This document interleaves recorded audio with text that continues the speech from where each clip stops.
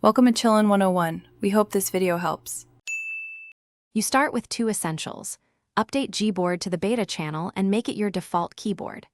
Open Play Store, opt into Gboard beta, then install updates. This grants experimental features. Once done, go to Settings, right arrow System, right arrow Languages and Input, and set Gboard as default. Make sure Gboard has storage and microphone permissions so it can generate stickers from emojis and context. Without those permissions, the Emoji Kitchen UI won't appear. This prepares the app to surface the feature immediately.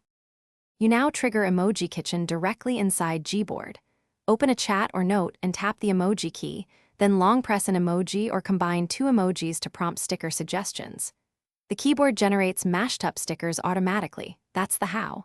If the suggestions don't show, go to Gboard Settings, select Emojis, and toggle Emoji Kitchen on. Also clear Gboard cache and restart the app to force the feature to load. These steps handle the more technical part of activation and visibility. You finish by verifying Emoji Kitchen works in real use. Send combined emojis in a chat and pick a generated sticker. If it fails, clear Gboard cache in Settings, right arrow Apps, reboot the phone, and try again. That often resolves residual state issues. Reinstalling the beta can force the feature to appear. One key troubleshooting tip: make sure Google Play services and Android system updates are current, because beta features sometimes depend on newer system libraries. Update those before retrying. Thanks for watching.